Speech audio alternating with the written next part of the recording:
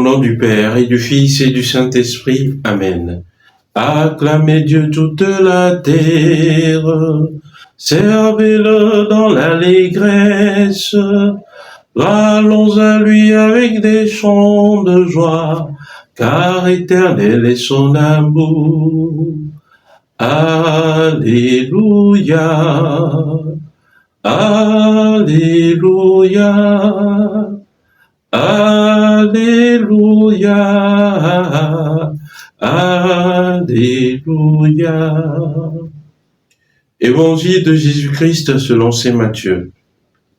En ce temps-là, Jésus disait à ses disciples, « Veillez, car vous ne savez pas quel jour votre Seigneur vient. Comprenez-le bien, si le maître de maison avait su à quelle heure de la nuit le voleur viendrait, il aurait veillé et n'aurait pas laissé percer le mur de sa maison.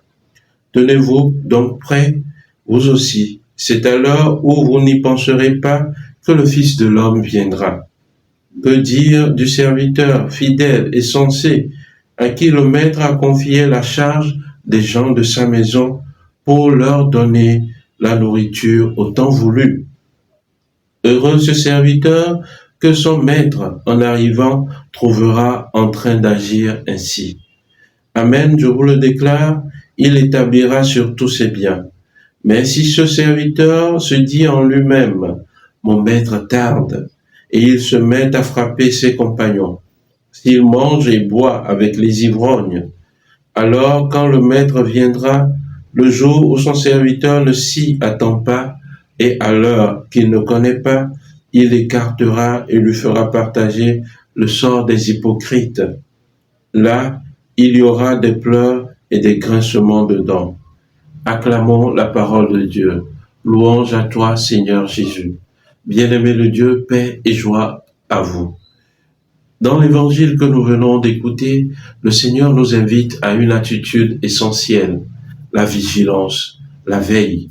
C'est-à-dire que ce n'est pas de ne pas dormir dans notre corps, mais l'homme est composé d'une dimension tripartite, corps, âme et esprit.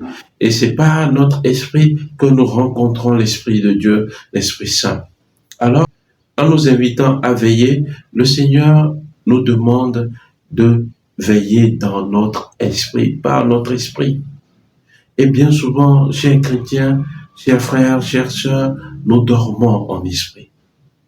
Nous dormons, nous somnolons en esprit. Et le Seigneur nous donne les attitudes requises pour cela. Il nous dit d'abord que le maître de la maison, il doit veiller à ce que le voleur ne vienne pas percer le mur de cette maison. Donc, nous devons élire des forteresses, des murailles en esprit autour de nous. Et cela nous est donné par l'invocation du sang de Jésus-Christ. Cela nous est donné par l'observance des commandements. Cela nous est donné par l'amour de Dieu et l'amour du prochain. Que faisons-nous en tant que chrétiens par rapport à ces points? Aussi, dans la suite de l'Évangile, le Seigneur nous demande d'être prêts. C'est-à-dire, il donne l'exemple de ce serviteur à qui le maître de la maison donne certaines charges. La charge des gens de sa maison pour leur donner la nourriture au temps voulu. Bien-aimés de Dieu, Dieu a besoin de nous en ce monde pour nourrir nos frères et sœurs. Ce n'est pas simplement de les nourrir matériellement, mais surtout de les amener à Dieu, de leur apporter cette nourriture spirituelle, de leur faire connaître qui est notre Dieu. Aujourd'hui, autour de nous, je peux me demander, « Ah, Seigneur, qui est-ce que tu me confies? Qui est-ce que je dois nourrir?